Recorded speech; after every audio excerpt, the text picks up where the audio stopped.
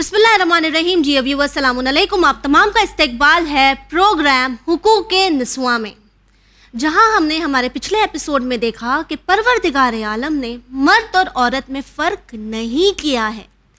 तो उसी तरह आज हम बात करेंगे मैरिड लाइफ की, और हम ये देखेंगे कि किस तरह एक शादीशुदा ज़िंदगी में फैमिलीज़ वाले हो, सोसाइटी हो, माशरा हो, फ़र्क करता है इस्लाम के नाम पर, लेकिन किस तरह इस्लाम एक औरत को एम्पावर करता है। इस गुफ्तगू में हमारा साथ देने के लिए स्टूडियो में मौजूद है प्रोफेसर डॉक्टर रज़ा साहब। आइए इनका इस्तकबाल करते हैं। सलामुन अलैकुम। वालेकुम अस्सलाम। प्रोफेसर साहब, लास्ट एपिसोड में जहाँ तक मुझे याद है आपने जिक्र किया था, आपने कहा था कि मैरिज एक कॉन्ट्रैक्ट होता है। ठीक है, तो कॉन्ट्रैक्ट तो एक ऐसी चीज़ होती है जिसमें रूल्स होते हैं, रेगुलेशंस होते हैं। आप अपनी तरफ की बातें रखेंगे, हम हमारी तरफ की बातें रखेंगे। लेकिन अगर आज हम निकाह नामे पर नज़र डालें तो वो निकाह नामा क्या होता है कि एक लड़की बैठी है, आपने उससे साइन करवा लिया, वो जानती भी नहीं उस पर क्या लिखा है। ठीक है, उसे कोई नॉलेज ही नहीं है, सिर्फ वो जानती है निकाह नामा है, मैं इस पर साइन करूँगी तो मेरी शादी हो जाएगी। ठीक है, वहीं दूसरी तरफ हम देखते हैं कि इस्लाम तो हमें इजाज़त देता है कि हम अपने क्लॉज रख सकते हैं, अपनी बात रख सकते हैं। तो मिंबरों पर इस चीज़ का जिक्र क्यों नहीं होता? हम लड़कियों में अवेयरनेस क्यों नहीं क्रिएट की जाती? बिल्कुल, यही तो अफसोस है, यही अफसोस है कि एक मॉडर्न दीन को जो है वो फरसूदा रस्म और रिवाज का दीन बना दिया गया है। तो ये दीन जो है वो इंतहाई मॉडर्न है, क्योंकि कॉन्ट्रैक्ट जो है वो सबसे मॉडर्न शक्ल है शादी की, है ना। एक तो शक्ल ये है कि आदमी ये कहे कि बस हमने शादी कर दी, अब तुम इसके दामन से हमेशा के लिए वाबस्ता हो गए। ये तो कॉन्ट्रैक्ट है, ये कभी भी तोड़ा जा सकता है अगर ये महसूस किया जाए कि हम लोग एक साथ जिंदगी बसर नहीं कर सकते। ठीक है, तो अब ज़रूरत किस बात की थी? ज़रूरत इस बात की थी कि औरतों को अवेयर किया जाए, क्या तुम्हारे राइट्स हैं, क्या तुम्हारे हुकूक हैं, क्या तुम क्लेम कर सकती हो, क्या तुम क्लेम नहीं कर सकती हो। अब हुआ क्या कि हमारे मुल्क में जो है वो एक कानून बनाया गया जहेज़ के ख़िलाफ़, जो कि मेरे ख्याल से बिल्कुल सही था, क्योंकि सैकड़ों हज़ारों औरतें इसकी जो है उसके ऊपर शिकार हो गई और कहाँ कहाँ उनका खून बहा, उनको जलाया गया। तो एक अब वो एक टूल दे दिया गया, उसके ज़रिए से अक्सर तो जायज़ जगह उसका इस्तेमाल होता है और अक्सर नाजायज़ जगह इस्तेमाल होने लगा कि ज़रा सा कोई मसला हुआ, उन्होंने जाकर के रिपोर्ट लिखवा दी कि साहब ये हमसे जायज़ मांगते हैं। तरीक़ा तो सही, मिसयूज़ होता आया है, हमारी नज़रों में कई चीज़ें हैं। हम ये कहना चाहते हैं कि आपको पब्लिक अवेयरनेस क्रिएट कीजिए। आपके पास कितनी बड़ी चीज़ है मिंबर से आप दीन फैलाइए, दुनिया की बातें फैलाइए। शरीयत ने जो दुनिया के बारे में बताया है, तो औरतों को आप एजुकेट कीजिए। आप एजुकेट नहीं करना चाहते, क्यों नहीं करना चाहते? कि शायद एजुकेट ना करने में ही फ़ायदा है जी, ताकि मिंबरों से तो ये पढ़ा जाता है ना कि शौहरों के हुकूक क्या है, हमें उनकी फैमिलीज को किस तरह देखना है, उनकी देखभाल। मैं अगेंस्ट नहीं हूँ, ठीक है, करना चाहिए, आप कर सकते हैं, तो बट औरतों के हुकूक क्यों नहीं पढ़ता है? यही तो गलत बात है ना। मैंने अर्ज़ किया कि खुतबा और ज़ाकिरीन को ये तमाम चीज़ें करना चाहिए, बताना चाहिए कि ये कॉन्ट्रैक्ट है, और कॉन्ट्रैक्ट में जो कुछ उस वक्त लिखवा दिया जाए या जो कुछ म्यूचुअली एग्रीड अपॉन हो जाए, उसको मानना दोनों फरीक के लिए ज़रूरी होगा, लाजिम होगा। देखिए, और उसमें दोनों के हुकूक का ख्याल रखा जाता है। अब एक बीवी है, उसका शौहर बहुत गरीब है, वो ये कहे कि मुझे जो है वो 10 लाख का हार ला के दो, तो ये उसके लिए ज़ेब नहीं देता, पॉसिबल नहीं है। और उसी तरीके से शौहर है, वो अपनी बीवी से कोई ऐसी नाजायज़ डिमांड रखे कि तुम्हें ये करना है, तुम्हें वो करना है, तुम्हें गुलाम बन के रहना है, वो उसके लिए बिल्कुल गलत बात है। तो ये चीज़ें जो हैं वो मिंबर से पढ़ी जाने की ज़रूरत है। और निकाहनामा या ये तमाम चीज़ें, अब फिर मैं यही कहूँगा कि ये इसमें औरतों का भी थोड़ा सा नुक्स है कि वो क्यों नहीं उसको पढ़ती, क्यों नहीं उसको देखती, क्यों नहीं अपने राइट्स और अपने हुकूक से अवेयरनेस हासिल करती। ये ज़रूरी है। आज बच्चियाँ माशाल्लाह हर फील्ड में आगे बढ़ रही हैं, एजुकेटेड हैं, पढ़ी लिखी हैं, तो फिर ऐसा क्यों है कि वो नहीं देखती हैं, क्यों दस्तखत कर रही हैं, जबकि कहा गया है कि किसी कागज़ पे दस्तखत मत करो जब तक कि उसे पढ़ना लो अच्छी तरह से। लेकिन ये भी हो जाता है ना प्रोफेसर साहब, अगर कोई लड़की सामने से ये कहे कि मुझे निकाहनामा में क्लॉज डालना है, मसलन फॉर एग्जांपल अगर किसी तरह का वायलेंस होता है मेरे साथ, चाहे वो वर्बल हो या फिजिकल, तो मैं इनसे तलाक लेना चाहती हूँ, तो माशरा क्या कहता है? ये तो पहले से तलाक के बारे में सोच रही है। अगर वो ये कहते हैं कि मैं एक वर्किंग वुमन हूँ, मैं घर के काम ज़्यादा नहीं कर सकती, आप एक हाउस हेल्प रख ले, ارے یہ تو گھر کو سنبھالنا ہی نہیں جانتی, اس کے ماں باپ نے تو اسے کچھ سکھایا ہی نہیں ہے. ہاں, یہی میں نے عرض کیا. دیکھیے جتنا میں نے زندگی کا, انسانی رشتوں کا مطالعہ کیا, کہ اس میں سب سے بڑی چیز ہے میوچول انڈرسٹینڈنگ. اب یہ لکھ کے کبھی کبھی عورتیں اس کا بھی انجسٹیفائڈ جو ہے وہ یوز کرتی ہیں کہ معلوم ہوا کہ وہ کچھ ہاتھ ہی نہ ہلانا چاہیں. ارے بھئی آپ شادی ہو کے آئی ہیں تو آپ کے بھی تو کچھ ڈیوٹیز ہیں, آپ کے بھی تو کچھ وہ ہیں. اب معلوم ہوا کہ وہ آتے ہی انہوں نے جھگڑا فساد شروع کر دیا. دونوں طرف سے معاملہ ہے, اگر ادھر سے ہے تو غلط, ادھر سے ہے تو غلط. ہم دونوں طرف دیکھتے ہیں, ہمیشہ دیکھتے ہیں. کتنے مقامات پہ ہم نے دیکھا ہے کہ عورت پہ سخت ظلم ہو رہا ہے, کتنے مقامات پہ ہم نے دیکھا ہے کہ عورت سخت ظلم کر رہی ہے, اپنے سسرال والوں کے ساتھ سخت ظلم کر رہی ہے, ایسی کہ معلوم ہے ناک پہ مکھی نہیں بیٹھنے دے رہی. بھئی میرج نام ہے کمپرومائز کا. جب دو لوگ ایک چھت کے نیچے رہنے کا عہد و پیمان کرتے ہیں, یہ خود اپنے آپ میں ایک کمپرومائز ہے. بھئی آپ کی کچھ پریفرنسز ہیں, ان کے کچھ پریفرنسز ہیں, آپ کی کچھ پسند ناپسند ہے, ان کی کچھ پسند ناپسند ہے. جب تک کمپرومائز نہیں کریں گے ایک چھت کے نیچے کیسے رہ سکتے ہیں؟ ایڈجسٹ کرنا, ایڈجسٹمنٹ کا نام زندگی ہے, ایڈجسٹمنٹ کا نام میرج ہے. تو اب کوئی ایڈجسٹمنٹ نہ کرنا چاہے تو ایسی عورتیں بھی ہم نے دیکھی ہیں, ڈھیروں ایسی عورتیں دیکھی ہیں. اور یاد رکھیے عورت ہی عورت پر ظلم کرتی ہے, یہ بات یاد رکھیے. تو کبھی جو ہے بہو آ کر کے ساس پر ظلم کرتی ہے اور کبھی ساس بہو پر ظلم کرتی ہے. راہ اعتدال پہ چلنا انتہائی مشکل کام ہے. تو ایڈجسٹمنٹ کا نام زندگی ہے. اور اسی طرح سے یہ بھی ہے کہ جب وہ کوئی لڑکی آئے تو سسرال والوں کا کیا طریقہ ہونا چاہیے, شوہر کا کیا طریقہ ہونا چاہیے کہ اس کے ساتھ نرمی سے پیش آئے, اس کو گھر کی مالکہ سمجھے, اس کو گھر کی مالکن سمجھے, اس کو نوکرانی نہ سمجھے, اس کی پسند ناپسند کا خیال رکھے, اس کی مرضی کا تھوڑا خیال رکھے. اس لڑکی کا بھی یہ فرض ہے کہ یہ لوگ جو لائے ہیں یہ دشمن بن کے تو نہیں لائے ہیں, یہ لوگ جو ہیں وہ یہ تو نہیں کر کے لائے ہیں کہ اپنے لڑکے کی زندگی برباد کریں گے. آپ خوش رہیں گی تو ان کا بیٹا خوش رہے گا. تو یہ تمام چیزوں کو سمجھنے کی ضرورت ہے, اور جب تک ایڈجسٹمنٹ نہیں ہوگا تب تک یہ نہیں ہوگا. اور دونوں کو کانٹریکٹ جو ہے پڑھنے کی ضرورت ہے اور دیکھنے کی ضرورت ہے, اور اس کے ساتھ چیزوں کو آگے بڑھانے کی ضرورت ہے. میں نے دیکھا ہے, میں نے اپنی آنکھوں سے جتنا بھی ان آنکھوں نے تجربہ حاصل کیا ہے وہ یہ ہے کہ ہر جگہ کبھی ادھر سے زیادتی ہوتی ہے اور کبھی اس طرح سے زیادتی ہوتی ہے, اور راہ اعتدال پہ بہت کم لوگ ہو جاتے ہیں. کبھی جو ہے وہ یعنی شوہر کی طرف سے زیادتی اور کبھی بیوی کی طرف سے زیادتی. تو یہ دونوں پارٹیز کلوز رکھ سکتی ہے نکاح نامے میں, بالکل رکھ سکتی ہے. اور ہمارا یہ مرجع ہمیں اجازت دیتے ہیں اس چیز کی؟ بالکل اجازت دیتے ہیں, اور بلکہ میری نالج میں یہ بھی ہے کہ آغا سیستانی نے ایک ایسا نکاح نامہ ڈیزائن کیا ہے اور جس کو ون چینل نے اور ون نیٹ ورک نے چھاپا بھی ہے. تو ہم چاہتے ہیں, لوگوں سے ہماری اپیل بھی ہے کہ وہ اس نکاح نامے کو دیکھیں اور اس نکاح نامے کو ملاحظہ کریں. وہ بہت ہی اچھا اور انقلابی اور ماڈل نکاح نامہ ہو سکتا ہے, تو اس کو آپ دیکھیں, اور اگر آپ اس کی شرائط سے جو ہے اتفاق کرتے ہیں تو اس کو اپنے یہاں استعمال کریں. یہ بہت اہم بات ہے. اور مراجع تو اجازت دیں گے ہی, بھائی جب مراجع دین کے مطابق ہی تو فیصلہ کریں گے, تو دین نے جب دے دی ہے اجازت تو مراجع کیوں نہیں دیں گے.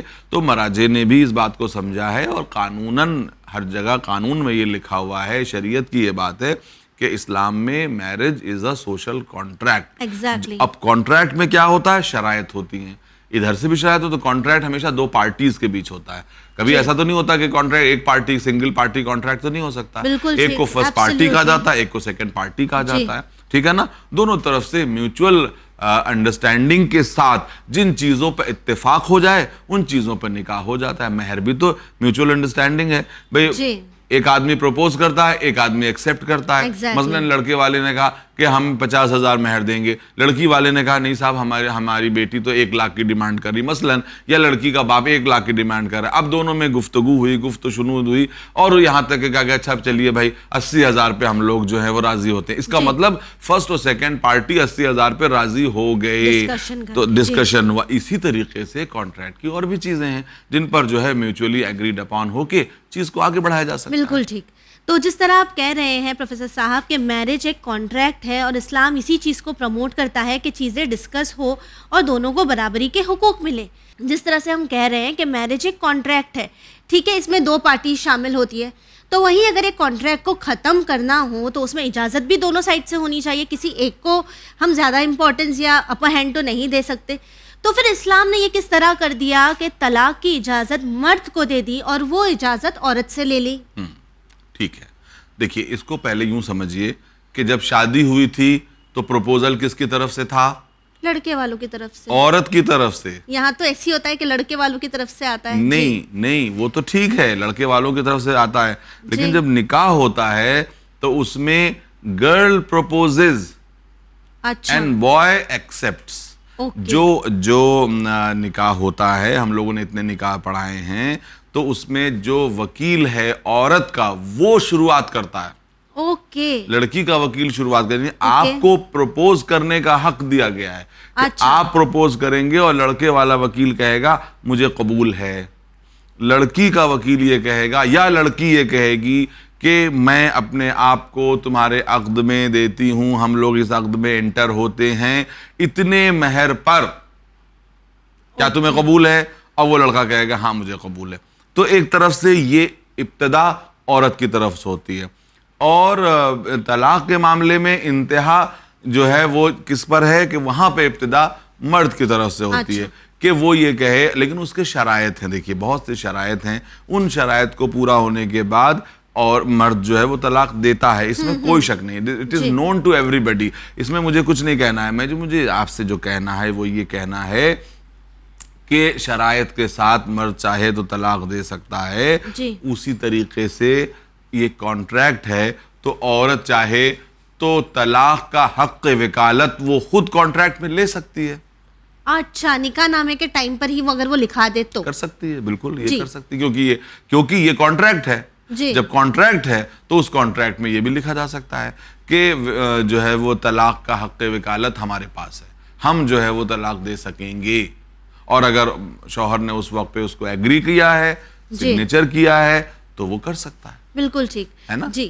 لیکن اگر اس وقت ایسا کوئی کلوز نہیں ڈالا گیا ہو, ٹھیک ہے, اور پھر میریجل لائف میں ایشوز آ رہے ہیں, شادی شدہ زندگی میں مسئلے آ رہے ہیں, تو پھر عورت کیا کرے؟ اس ظلم کو برداشت کرے اگر ہسبینڈ یہ چاہ رہا ہے کہ وہ ڈیورس نہ دے؟ ایسا نہیں ہے. دیکھیے اس کے لیے اس کی ہر چیز کی لمیٹیشنز ہیں, ہر چیز کا علاج ہے. مرد اگر اپنی ضرورت پوری نہیں, اپنی جو ہے وہ ڈیوٹیز پوری نہیں کر رہا ہے, اپنی رسپانسبلٹی پوری نہیں کر رہا ہے, اور عورت اس سے طلاق ڈیمانڈ کر سکتی ہے. اس ڈیمانڈ کو وہ کتنے دن ود اسٹینڈ کر سکتا ہے. اگر وہ پھر بھی طلاق نہیں دے رہا ہے تو عورت جو ہے وہ حاکم شرع کی طرف رجوع کر سکتی ہے. حاکم شرع جب دیکھے, مطمئن ہو جائے کہ نہیں یہ شوہر جو ہے ناانصافی کر رہا ہے اور یہ نہ تو اس کے حقوق ادا کرتا ہے اور نہ ہی اس کو طلاق دے کے چھوڑتا ہے, تو حاکم شرع خود اپنی طرف سے اس عورت کو آزاد کر سکتا ہے, اس کو طلاق دے سکتا ہے. ٹھیک ہے, یعنی یہ چیز بھی ممکن ہے, ایسا کچھ نہیں ہے کہ پروردگار عالم نے ڈیورس کر رہا ہے, کہیں نہیں ہے جی, کوئی ڈیڈ لاک نہیں, صرف سوسائٹی کے کلچر بنائے ہوئے اصول ہے. بالکل. اسی طرح یہ بھی اکثر کہا جاتا ہے نا, جب بات شادی شدہ زندگی کی آ رہی ہو, ظلم ہو رہا ہو, ڈومیسٹک وائلنس کے کیسز ہو, تو اکثر یہ کہا جاتا ہے کہ ہم نے تھوڑی ایسی کوئی چیز ہے جو اپنی آپ سے جس چیز کا ایجاد کیا ہے, قرآن میں ہمیں اجازت دی گئی ہے کہ ہم اپنی وائف کو مار سکتے ہیں. یہ کہتے ہیں کہ قرآن ڈومیسٹک وائلنس کو پروموٹ کر رہا ہے, اور حدیث کے ریفرنس بھی دیتے ہیں, آیتوں کے ریفرنس بھی دیتے ہیں. تو کیا قرآن مجید میں ایسی آیتیں ہیں جو ایک مرد کو, ایک شوہر کو اجازت دیتی ہیں کہ وہ اپنی وائف پر ہاتھ اٹھائے؟ دیکھیے یہ وہی والی بات ہے کہ ہر چیز آؤٹ آف دا کنٹیکسٹ. ایک آیت یقیناً ہے, ہم کوئی چیز ایسی نہیں کہتے کہ جو وضربوہن, یہی لفظ ہے جس کو سب سے زیادہ ایکسپلائٹ کیا گیا, وضربوہن. لیکن یہ وضربوہن کاہے کے لیے ہے, کس چیز کے لیے؟ کہ کھانے میں نمک زیادہ ہو گیا تو تم اسے مارو, یا جو ہے وہ تم نے گھر کی صفائی اچھی طرح سے نہیں کی ہے تو اس پہ تم اسے مارو, یا جو ہے وہ اس نے تمہارے کپڑے ٹھیک سے نہیں دھوئے ہیں تو تم اس پہ ہاتھ اٹھاؤ.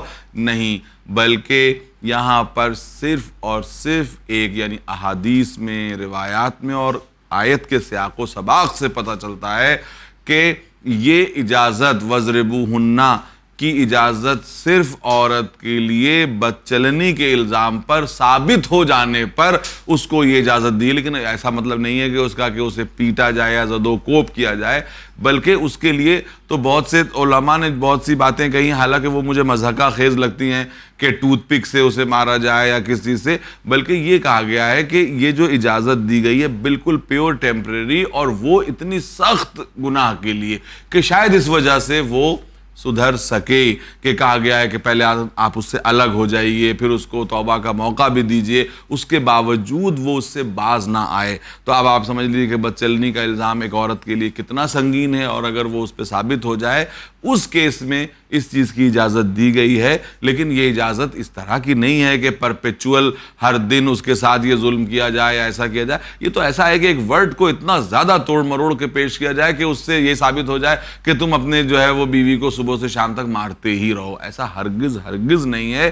یہ وَاضْرِبُوهُنَّ ہے، موجود ہے، لیکن یہ وَاضْرِبُوهُنَّ کا جو موقع و محل ہے وہ صرف وہی ہے کہ جس سے زیادہ سنگین کوئی جرم عورت کے پارٹ پہ ہو نہیں سکتا. یہ چیز کے لیے کہا گیا ہے. بالکل جی، اسے ہر چیز میں استعمال نہیں کیا جا سکتا، ہرگز نہیں کیا جا سکتا، ہرگز نہیں کیا جا سکتا، صرف بدچلنی کے الزام میں. بالکل ٹھیک. اس کے علاوہ اس آیت کا مس یوز نہیں کیا جا سکتا، ہرگز نہیں. تو وہیں اگر ہم اسلام کی نظر سے دیکھیں تو ہم یہ دیکھتے ہیں کہ اسلام جہاں ہر طرف عورت کو امپاور کرنے کی کوشش کر رہا ہے، وہیں اسلام نے پولیگیمی کی بھی اجازت دے دی ہے، 4 شادیوں کی بھی اجازت دے دی ہے. تو کیا آپ کو یہ نہیں لگتا کہ یہ عورت کے ایموشنل سینٹیمنٹس وغیرہ کو ہرٹ کرنے والی بات ہے کہ اس کا شوہر 4 شادیاں کرے؟ یا آج ہم اکثر یہ دیکھتے ہیں نا کہ لوگ اسلام پہ اس چیز کا بھی دعویٰ کرتے ہیں، سوال اٹھاتے ہیں، انگلی اٹھاتے ہیں کہ ارے ان کے مذہب میں تو 4 شادیاں بھی جائز ہے، یہ تو اتنے سارے رشتے ایک ساتھ رکھ سکتے ہیں. اس کے پیچھے بھی کوئی لاجک ہے؟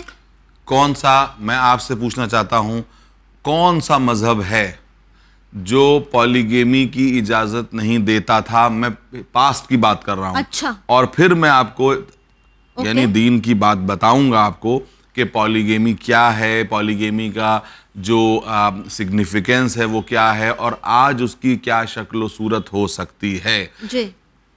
پولیگیمی اس وقت سے ہے، پولیگیمی اور پولی اینڈری بھی، یعنی پولی اینڈری کا مطلب ایک زوجہ کئی شوہر رکھے، اور پولیگیمی یہ ہے کہ ایک شوہر ایک مرد کئی زوجہ رکھے. یہ دونوں شکلیں شروع سے زمانے سے رائج رہی ہیں جی. ہر مذہب، ہر سویلائزیشن میں وداؤٹ اینی ایکسیپشن ایسا رہا ہے. اور اسلام کا تو سب سے پہلے یہ کارنامہ ہے کہ اسلام نے تعداد کو معین کیا. اس سے پہلے تو تعداد معین نہیں تھی. اچھا. جی، ہر مذہب میں وداؤٹ اینی ایکسیپشن بات کر رہا ہوں. میں کسی کا نام نہیں لے رہا ہوں کہ مجھ سے یہ کہا جائے، لیکن تمام مذاہب کی کتابوں کا مطالعہ کر کے میں بتا رہا ہوں کہ ہر جگہ یہ پولیگیمی. اچھا، پولیگیمی ہے کیا؟ آپ دیکھیے، ایک زمانہ وہ تھا کہ جس وقت جنگیں ہوا کرتی تھیں، کبھی کبھی ایسا ہوتا تھا کہ ایک شہر سے تقریباً 90% مرد صاف ہو جاتے تھے، ختم ہو جاتے تھے، قتل ہو جاتے تھے جنگوں میں. اب کیا ہو، اب جو ہے معلوم یہ ہوا کہ مرد تو ہیں 10% اور عورتیں ہیں جو ہیں وہ 50%. اب ان عورتوں کا سہارا کون بنے؟ اب ان عورتوں کی مینٹیننس کس کے ذمہ ہو؟ یا تو ان عورتوں کو بے سہارا مرنے کے لیے چھوڑ دیا جائے، یا مجبوراً یہ کہا جائے کہ بھئی ایک مرد 3-4 عورتوں سے شادی کرے تاکہ ان سب کا سہارا بن جائے، خیال رکھے، ان کے رزق کا انتظام ہو سکے. یہ ایک شکل ہے. اس کے علاوہ اور بہت سی شکلیں تھیں جن کی وجہ سے پولیگیمی، اور اسلام نے کیا کہا آپ دیکھیے، مثنیٰ و ثلاثہ و رباع جو قرآن کی آیت ہے جس کے اوپر ہم سے کہا جاتا ہے، اور اس کے بعد کیا جملہ ہے، وَإِنْ خِفْتُمْ أَلَّا تَعْدِلُوا فَوَاحِدًا. اگر تمہیں خوف ہو کہ تم عدل نہیں کر پاؤ گے تو بس ایک شادی کرو. اب عدل کون کر پاتا ہے؟ اس کا مطلب پریکٹیکلی اسلام نے یہی کہا ہے کہ تم ایک وقت میں ایک شادی کرو، پریکٹیکلی، ہے نا. لیکن کوئی موقع ایسا آ سکتا ہے، بالکل کوئی ایمرجنسی ہے، کوئی موقع ہے. بہت سے مواقع ہوتے تھے. اب میں آپ سے بتاتا ہوں کیا کیا مواقع. آج دنیا جو ہے وہ ترقی کی اس منزل پہ پہنچی. آج سے 200 برس پہلے کیا تھا کہ سفر پہ جاتے تھے، ایک سال تک سفر پہ موجود ہیں، ہے نا. اب آپ یہ بتائیے کہ 1 سال کے لیے سفر پہ موجود ہیں اور وہاں سے آنے میں 6 مہینہ جانے کا راستہ ہے، 6 مہینے کا آنے کا راستہ ہے، تو سال بھر وہاں پہ ٹکیں گے. تو آپ یہ بتائیے کہ اس کی ضرورتوں کا خیال کون رکھے گا، ہے نا. اب کوئی یہ کہے کہ جو ہے وہ عورت کو جو ہے وہ کیوں نہیں اجازت دے دی گئی کہ وہ ایک سے زیادہ شوہر رکھ سکے. آپ ہی انصاف سے بتائیے. میں اس چینل کے تھرو یہ بات کرنا چاہتا ہوں، اور ماشاءاللہ سب سمجھدار لوگ ہیں، کہ اگر عورت کو یہ جو ہے اجازت دے دی جائے کہ صاحب جو ہے وہ آپ ایک سے زیادہ شوہر رکھیں، تو نسل کا کیا ہوگا؟ جو بچہ پیدا ہوگا کیا وہ عورت خود بتا پائے گی کہ یہ کس کا بچہ ہے؟ اس کا مطلب جو پیٹرنٹی ہی انڈر کوشچن آ جائے گی. جو دنیا میں نسل آ رہی ہے اس کو یہ نہیں پتا ہوگا کہ میرا باپ اصل میں ہے کون. تو جب یہی نہیں پتا چلے گا کہ اب اس کا اصل باپ کون ہے، تو وہ باپ کی محبت سے محروم ہو جائے گا. جب وہ باپ کی محبت سے محروم ہو جائے گا تو اس کی نشو و نما کیسے ہوگی؟ جب اس کی نشو و نما اچھی نہیں پیدا ہوگی تو وہ انسان نہیں بلکہ جانور بن کے پیدا ہوگا. دوسری بات یہ ہے کہ جو ہے یہ بات جو کہی گئی ہے یہ اللہ نے دیکھیے یہ ایک ایسے رب کی طرف سے آیا ہے کہ جس نے انسان کو بنایا ہے. وہ یہ سمجھ رہا ہے کہ انسان کی ضرورت مرد کی ضرورت کیا ہے اور عورت کی ضرورت کیا ہے. تو سب سے بڑا کارنامہ اسلام کا یہ ہے کہ اسلام نے انسان کو مرد کو دائرے میں باندھا کہ 4 کے اوپر اس کا فل سٹاپ لگا دیا, 4 کے علاوہ 5واں نہیں ہو سکتا, اور اس میں یہ کہہ دیا کہ اگر تمہیں عدل نہ کرنے کا خوف ہو تو بس ایک تمہارے لیے تو یہاں سے عدل کی طرف کس چیز کا اشارہ ہے؟ عدل کی طرف یہ ہے کہ برابر کا سلوک ان کے ساتھ کیا جا سکے, برابر کا سلوک کیا جا سکے. اب اگر یہ ہو جائے کہ ایک کی طرف تمہارا میلان رجحان زیادہ ہے دوسری طرف نہیں ہے تو اس کے معنی ہے کہ تم ظلم کر رہے ہو, تم اس لائق نہیں ہو کہ تمہیں جو ہے پالیگیمی کی اجازت دی جا سکے. اور پریکٹیکلی دیکھا جائے تو آپ یہ بتائیے کہ رسول اسلام نے حضرت خدیجہ کے ساتھ شادی کی اور اس کے بعد 25 برس زندگی گزاری, 25 برس 27 برس روایات کے مطابق, تو رسول نے کون سی پالیگیمی کا وہ کیا؟ اب آپ یہ کہیں گے کہ رسول نے اس کے بعد جو ہے وہ کئی شادیاں کی. وہ رسول کی جو شادیاں تھیں وہ پولیٹیکل میرجز تھیں. بہت سی عورتیں آ کے رسول سے کہتی تھیں اللہ کے رسول ہم آپ کی بیوی ہونے کا شرف حاصل کرنا چاہتے ہیں, ہم آپ کی بیوی ہونے کا اسٹیٹس حاصل کرنا چاہتے ہیں. تو نبی ان کو وہ اسٹیٹس دے دیا کرتے تھے. لیکن آپ یہ سمجھ لیجئے اچھی طرح سے کہ یہ اس کے پیچھے امپلیکیشنز ہیں اور یہ حالات آگے بھی آ سکتے ہیں, اس لیے اجازت دی گئی ہے, کوئی ریکمینڈ نہیں کیا گیا ہے, ریکمینڈ نہیں کیا گیا ہے. عورتوں کے ساتھ اور بہت سے مسائل ہوتے ہیں. لیکن آج کے اگر معاشرے پر نظر ڈالے تو ہم اکثر یہ دیکھتے ہیں کہ وہ لوگ جو ایک سے زیادہ شادیاں کرتے ہیں, مثلا 2 شادیاں کرتے, تو دوسری شادی ہونے کے بعد وہ اپنی پہلی بیوی کی طرف دھیان دینا یا انہیں خرچہ دینا تک چھوڑ دیتے ہیں. تو وہ گنہگار ہیں, تو وہ اتنے ہی بڑے گنہگار ہیں جیسے اور بڑے گناہ کے مرتکب بن رہے ہیں, گناہان کبیرہ کے, وہ اس طرح سے, اور اللہ کے نزدیک وہ اس کے مجرم قرار پائیں گے. اور صرف اللہ ہی کے نزدیک نہیں بلکہ اگر کورٹ آف لا میں بھی وہ مجرم قرار پائیں گے. کورٹ اگر عورت ان کے لیے قانونی چارہ جوئی کرتی ہے تو ان کو وہ تمام چیزیں دینی پڑیں گی, وہ کرنا پڑے گا, اور اس کے بعد ان کو سزا بھی ہو سکتی ہے. تو یہ جو پالیگیمی کے اوپر باتیں کی جاتی ہیں, سچی بات یہ ہے اگر آپ انصاف سے دیکھیں تمام مذاہب اس کی پریکٹس کرتے تھے. اسلام نے اس کو ناپسند کیا ہے, اسلام نے اس کو پسند نہیں کیا ہے, ناپسند کیا ہے. بہت سی چیزیں مجبوری میں اجازت دی جاتی تھیں. آپ بتائیے تاریخ میں کتنی بار ایسے موقع آئے ہیں کہ جہاں پر کتنی فوجیں شہر میں داخل ہوتی تھیں, تمام مردوں کو قتل کر دیا جاتا تھا اور عورتیں بے سہارا رہ جاتی تھیں. تو اگر یہ اجازت نہ دی جاتی تو وہ سب ختم ہو جاتی, وہ سب جو ہے وہ پیرش ہو جاتی. ان کے بھلائی کے لیے, دیکھ بھال کے لیے, ان کی بھلائی کے لیے, ان کی دیکھ بھال کے لیے, کہیں کہیں پہ نسل انسانی کی افزائش کے لیے یہ چیزیں جو ہیں وہ رکھی گئی ہیں. اگر یہ چیزیں نہ ہوں, آپ یہ سمجھ لیجئے کہ اگر یہ چیزیں نہ ہوں تو انسانی نسلوں میں بہت بڑا پرابلم پیدا ہو جاتی. لیکن آج کے لیے آج کیا ہے بھئی, آج یہ کہا گیا ہے کہ اگر تم عدل نہیں کر سکتے تو بس ایک کافی. بھئی قرآن کی اس آیت پہ کیوں نہیں غور کیا جاتا کہ وَإِنْ خِفْتُمْ أَلَّا تَعْدِلُوا فَوَاحِدًا؟ بھئی جہاں مثنیٰ و ثلاثہ و رباع ہے وہاں یہ نہیں ہے کہ وَإِنْ خِفْتُمْ أَلَّا تَعْدِلُوا فَوَاحِدًا. تو جتنا زور اس پر دیا جاتا ہے اتنا زور اس پر کیوں نہیں دیا جاتا؟ فواحدہ کیا, واحدہ کی جو ہے وہ رقم موجود ہے نا, جب واحدہ کی موجود ہے تو رباع کے اوپر کیوں غور کیا جاتا ہے؟ اجازت دی گئی ہے, کسی نہ کسی ایمرجنسی پہ حالات کی وجہ سے اجازت دی گئی ہے, حالات کی وجہ سے اجازت دی گئی ہے, ریکمینڈ نہیں کیا گیا ہے. اب جس طرح سے پروفیسر صاحب آپ کہہ رہے ہیں کہ حالات کو دیکھ کر اس کی اجازت دی گئی ہے, تو مجھے بہت افسوس کے ساتھ کہنا پڑ رہا ہے کہ کیا آپ کو نہیں لگتا کہ آج معاشرہ, ہمارا مسلم معاشرہ اس چیز کو مس یوز کر رہا ہے, تاکہ جب وہ اپنے گھر کسی لڑکی کو لاتے ہیں اور اس کو گھر کے ایک ممبر کی طرح ٹریٹ کرنے کے بجائے ایک میڈ کی طرح ٹریٹ کرتے ہیں, اور اگر پھر وہ اپنے حق کا ڈیمانڈ کرتی ہیں تو اسے یہ کہا جاتا ہے کہ آپ کے تو کوئی رائٹس ہی نہیں ہے, اگر آپ ہماری بات نہیں مانتی تو ہم ہمارے بیٹے کی دوسری شادی کروا دیں گے. ایسے لوگوں کے بارے میں پھر اسلام کیا کہتا ہے؟ اور یہ بھی کہا جاتا ہے کہ اسلام نے تو ہمیں حق دیا ہے کہ ہم 4 شادیاں کر سکتے ہیں. نہیں, بالکل نہیں. ناانصافی کے لیے اسلام میں کوئی جگہ موجود نہیں ہے. یہ وہی والی بات ہے کہ آپ انسانوں کی گناہ کو اسلام کے نامہ اعمال میں کیوں لکھنا چاہتی ہیں؟ یہ انسان کے گناہ ہیں, انسان کے گناہ ہیں کہ جو ایسا کر رہی ہیں, اور اس کو کس نامہ اعمال میں لکھا جا رہا ہے؟ اسلام کے نامہ اعمال میں لکھا جا رہا ہے. تو اسلام نے کب آپ کو اس بات کی اجازت دی تھی کہ آپ کسی پر ظلم کریں؟ اسلام نے کب یہ کہا تھا؟ اور مس یوز کی جہاں تک بات ہے, دنیا میں ہر چیز کا مس یوز ہوتا ہے. مس یوز کا الزام اسلام کے سر نہیں رکھا جا سکتا. کتنے قانون ہیں, کتنی, میں نے بتایا کہ یہ جو اسلام میں جو یہ ہندوستان میں ڈاوری کا قانون ہے, کیا اس کا مس یوز نہیں ہو رہا ہے؟ جم کے اس کا مس یوز کیا جا رہا ہے. عورت کے ہاتھ میں ایک ایسا ہتھیار دے دیا گیا ہے کہ وہ کسی بھی شریف آدمی کو جو ہے 1 منٹ میں جیل بھیج سکتی ہے, کہ جا کر کے وہ یہ کہہ دے کہ صاحب انہوں نے ہم سے جو ہے وہ ڈاوری کی ڈیمانڈ کی, جہیز کو مانگا تھا. یہ بھی نہیں پوچھا جائے گا ثبوت کیا ہے, گواہ کیا ہے, کچھ نہیں, لیا اور اس کو جیل میں ڈال دیا. اب اس کے بعد آپ ضمانت کرواتے رہیے. تو آپ یہ دیکھیے کہ مس یوز دنیا میں ہر چیز کا ہوا ہے, ہر اچھی سے اچھی چیز کا مس یوز ہوا ہے دنیا میں, ہر اچھی سے اچھی چیز کا مس یوز ہوا ہے.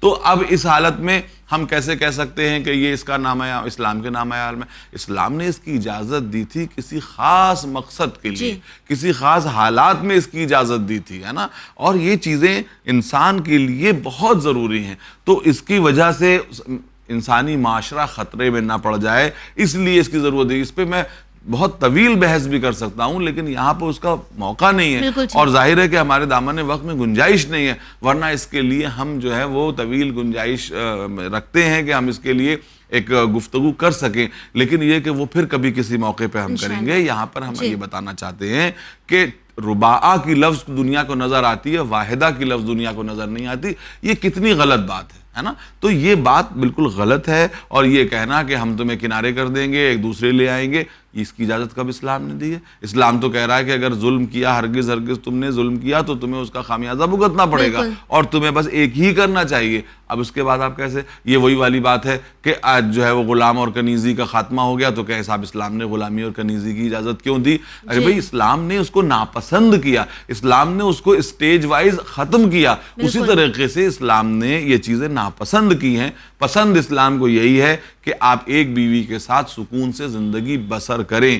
کوئی ایسا موقع آ سکتا ہے, بہت سے ایسے موقع آ سکتے ہیں, اولاد نہیں ہو رہی ہے, اور کوئی ایسے, بعض اوقات عورت خود اجازت دیتی ہے اپنے شوہر کو کہ میں آپ کو اجازت دیتی ہوں کہ آپ دوسری شادی کر لیجئے. اگر قانون میں گنجائش نہ ہوتی تو پھر یہ اجازت بھی کسی کام کی نہیں تھی. آپ بتائیے, سچویشن بیسڈ ڈیسیژن سوچ سمجھ کر لینا ہے. بالکل بالکل. آخر میں آپ ہمارے جو ویورز ہیں, انہیں آپ کیا پیغام دینا چاہیں گے جو عورت کو کمزور سمجھتے ہیں, جو یہ سوچتے ہیں کہ اسلام نے عورت سے اس کے رائٹس چھین لیے ہیں؟ آپ انہیں کیا کہنا چاہیں گے؟ میں صرف ان کو یہ پیغام دینا چاہوں گا کہ جتنی جلدی وہ اپنی رائے بدل لیں اتنا بہتر ہے, اس لیے کہ زمانہ بدل چکا ہے, اور زمانے کے بدلنے کے ساتھ جو لوگ رائے نہیں بدلتے ہیں وہ خود پیچھے رہ جاتے ہیں اور زمانہ آگے بڑھ جاتا ہے. تو میں ان سے یہ کہنا چاہوں گا کہ برائے کرم اپنی رائے بدل لیں بہت جلدی, اور اپنی رائے سے رجوع فرما لیں, اس لیے کہ جو زمانے کے ساتھ نہیں چلتا ہے وہ زمانے کے پیروں کے نیچے کچل جاتا ہے, اور اس کا نام و نشان بھی مٹ جاتا ہے. یہ جو باتیں آپ کہہ رہی ہیں نا, یہ کچھ دنوں کی باتیں ہیں, اس کے بعد یہ سب لوگ جو ہیں دنیا سے فنا ہو جائیں گے, کیونکہ اب کسی کو اس دور میں کسی کو اس طرح سے حد سے زیادہ ایکسپلائٹ نہیں کیا جا سکتا, نہ کسی کو دبایا جا سکتا ہے, نہ کسی پر ظلم کیا جا سکتا ہے. یہ کچھ قدامت پسند لوگ, اور نہ ہی اس کا ٹھیکرا کسی مذہب کے سر پھوڑا جا سکتا ہے. یاد رکھیے, مذہب اس لیے نہیں آیا تھا کہ کسی پر ظلم کا کسی کو لائسنس دے دے. مذہب تو اس لیے آیا تھا کہ انسان دنیا میں معاشرے میں مل جل کے رہ سکے. ہے یہ کہ معاشرے میں ملا جلا کے رہنے والی چیز کو آج خون بہانے والی چیز بنا دیا گیا. یہ دین کا اتنا بڑا مس یوز نہیں ہے, بتائیے تو اور کیا ہے, کہ آج مذہب آیا تھا اس لیے کہ انسان کو انسان بن کے جینا سکھا سکے, اور اس کا ہوا یہ کہ اس نے دنیا میں نفرتیں بانٹنا شروع کر دیں, اس کے ذریعے سے لوگوں نے جو ہے خون بہانا شروع کر دیا. تو یہ مس یوز ہے, اور مس یوز جو ہے وہ کسی بھی چیز کا کرنے پر ذمہ داری اس آدمی کی ہوتی ہے جو مس یوز کر رہا ہے, مذہب کی نہیں ہوتی ہے. تو بس میں ایسے لوگوں سے یہی کہنا چاہوں گا کہ عورتوں کو پوری طرح برابری کے ساتھ ٹریٹ کیجئے, کیونکہ اللہ نے برابر پیدا کیا. اللہ قرآن کی ایک آیت میں آپ کے سامنے پڑھے دیتا ہوں, اس سے بہتر اختتام کیا ہو سکتا ہے؟ یا ایھا الناس انا خلقناکم من ذکر و انثی وجعلناکم شعوبا وقبائل لتعارفوا, کہ ہم نے تمہیں ایک مرد ایک عورت سے پیدا کیا. اے نسل انسانی, ہم نے تمہیں ایک مرد اور ایک عورت سے پیدا کیا, یعنی جتنا تمہارے اوپر مرد کا احسان ہے اتنا ہی تمہارے اوپر عورت کا احسان ہے, اور اس کو ہم نے تمہیں ڈفرینٹ ٹرائبس, قبیلے اور سوسائٹیز میں بانٹ دیا. لتعارفوا, تاکہ تم پہچانے جاؤ. ان اکرمکم عند اللہ اتقاکم, اللہ کے نزدیک مگر سب سے بہتر تمہارے لیے وہ ہے, تمہارے درمیان سے وہ ہے کہ جو تم میں سے زیادہ پرہیزگار ہے, صاحب تقویٰ ہے. جی بالکل ٹھیک. آپ کا بہت بہت شکریہ اپنا قیمتی وقت دینے کے لیے, اور ساتھ ہی ہمارے ویورز میں ایک چینج لانے کی کوشش کرنے کے لیے. جی व्यूअर्स, आखिर में बस आपसे यही कहना चाहेंगे, जब हम औरत को कमतर समझते हैं तो हमें ये सोचने की ज़रूरत है, इस्लाम को आम करने के लिए, फैलाने के लिए जिसने अपनी पूरी मिल्कियत लगा दी, औरत। विलायत का जिसने दिफा किया, औरत।